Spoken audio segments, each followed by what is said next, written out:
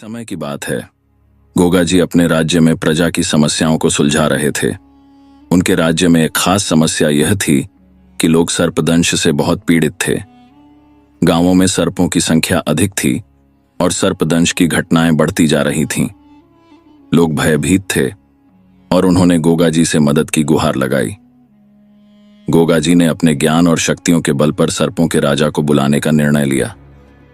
वह जानते थे कि यह काम इतना सरल नहीं था, लेकिन गोगा जी के साहस और आत्मविश्वास के सामने कोई भी चुनौती बड़ी नहीं थी। उन्होंने गुस्से में आकर धरती पर जोर से अपने त्रिशूल का प्रहार किया और गुस्से में सर्पों के राजा को पुकारा।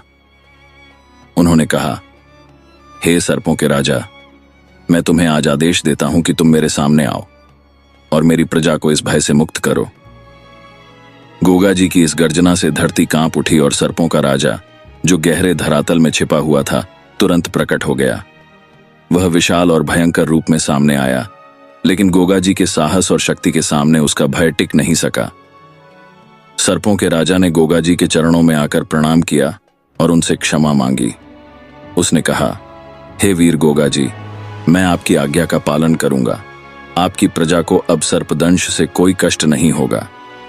सर्पों के राजा ने गोगा जी से वचन दिया कि वह अपनी प्रजा को अब कभी नुकसान नहीं पहुंचाएगा, और उसके बाद से गोगा जी की प्रजा सर्पदंश से मुक्त हो गई।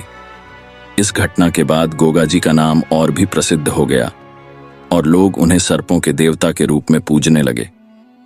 गोगा जी का गुस्सा और उनका धैर्य, यह कथा गोगा जी के गुस्से और धैर्य दोनों का प्रतीक है। उन्होंने गुस्से में आकर सर्पों के राजा को बुलाया, लेकिन उन्होंने उस गुस्से का सही दिशा में प्रयोग किया। गोगा जी का गुस्सा न केवल एक शक्तिशाली योद्धा का था, बल्कि वह अपने राज्य और प्रजा की भलाई के लिए भी था। उनके गुस्से में उनकी प्रजा की सुरक्षा और उनके धर्म की भावना छिपी थी। गोगा जी का यह गुण सिखाता है कि गुस्से का प्रयोग सही समय और सही दिशा में करना चाहिए। गोगा जी ने अपने गुस्से को नियंत्रित रखते हुए उसे सर्पों के राजा को सबक सिखाने के लिए प्रयोग किया, लेकिन उन्होंने कभी भी अत्यधिक हिंसा या बर्बरता का सहारा नहीं लिया। ये उनके धैर्य और न्यायप्रियता का उदाहरण है। गोगा जी की पूजा और लोकधारणा।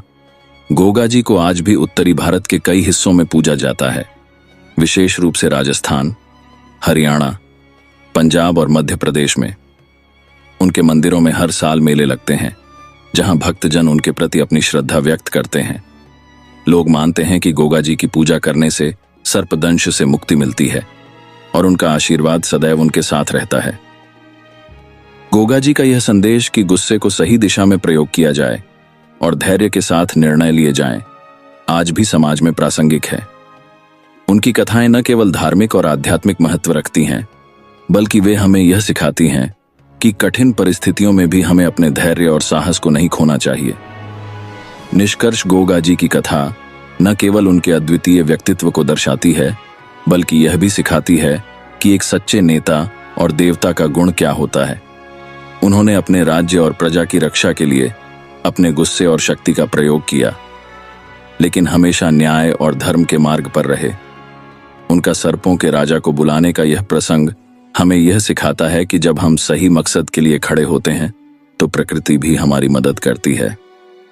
गोगा जी का जीवन और उनकी कथाएं आज भी लोगों को प्रेरित करती हैं और वे सदैव एक आदर्श वीर और संत के रूप में याद किए जाएंगे।